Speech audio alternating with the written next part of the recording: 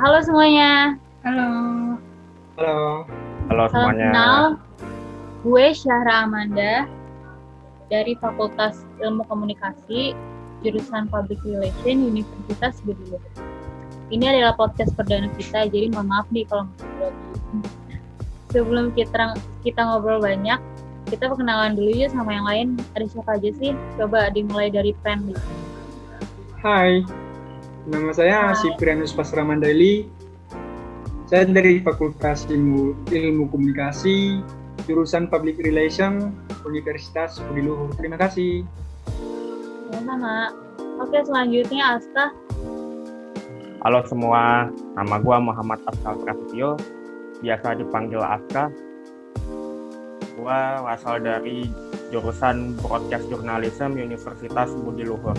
Salam kenal semuanya. Salam kenal. Oke, selanjutnya kan Sika. Halo, nama saya Kaca Sabita dari jurusan Broadcast Journalism, Fakultas Ilmu Komunikasi, biasa dipanggil Kansa. Hai Kansa. Hai.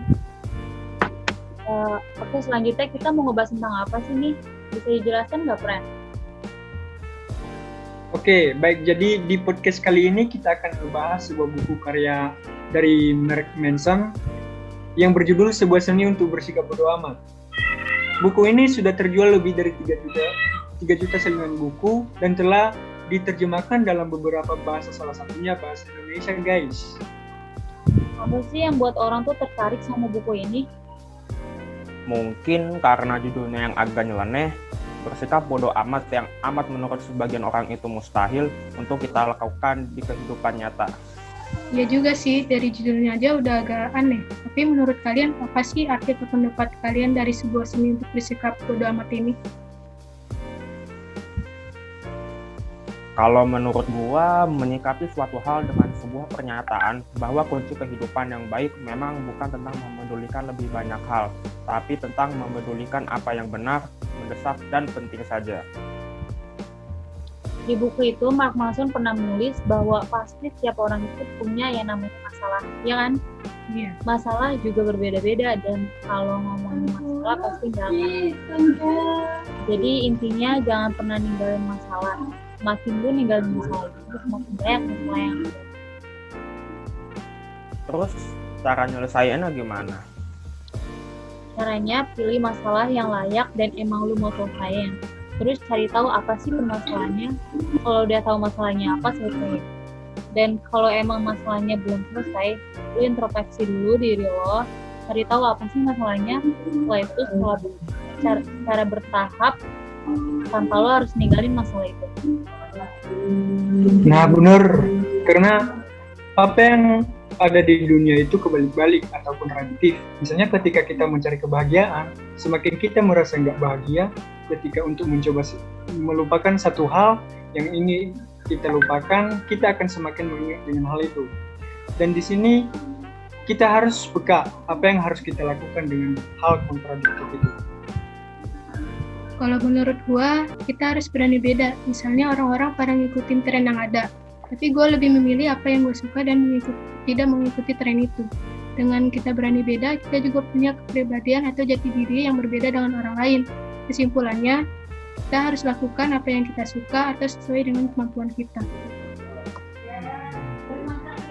Manson kemudian menyadarkan pembacanya bahwa sejatinya tidak ada dari kita yang istimewa, karena pada kenyataannya menanamkan keyakinan pada orang bahwa mereka istimewa tidak lantas menjadikan satu populasi penuh dengan orang macam Bill Gates atau Martin Luther King misalnya, tapi justru bisa menciptakan tampilan kepercayaan dari level delusional. Pasalnya, pengukuran yang benar tentang penghargaan diri itu bukanlah jika seseorang merasakan pengalaman positifnya, tapi justru pengalaman negatifnya. Dan kemalangan serta kegagalan sungguh berguna dan bahkan diperlukan untuk membangun seseorang menjadi orang dewasa yang tangguh dan sukses nantinya. Dan meyakinkan diri sebagai makhluk spesial adalah strategi yang gagal, lantaran hanya akan membuat kita tinggi hati dan bukan merasa happy. Jadi, meski terdengar membosankan dan biasa saja, Menurut Manson, mengapresiasi pengalaman sederhana dalam hidup dan penerimaan terhadap eksistensi diri yang sedang-sedang saja akan membebaskan kita untuk menuntaskan apa yang sungguh ingin kita selesaikan tanpa penilaian atau ekspektasi yang berlebihan. Oke, itu tadi pembahasan kita tentang sebuah seni untuk bersikap bodo amat. Dan penjelasan-penjelasan dari kalian itu sangat bagus. Jadi menurut kalian buku ini recommended apa enggak? Oke, segitu aja podcast dari kita. Dan juga kita mau ingetin nih, jangan lupa untuk kalau keluar rumah selalu pakai masker, terus pakai hand sanitizer dan jaga jarak ketika berbincang. Terima kasih. Dah. Bye, dah.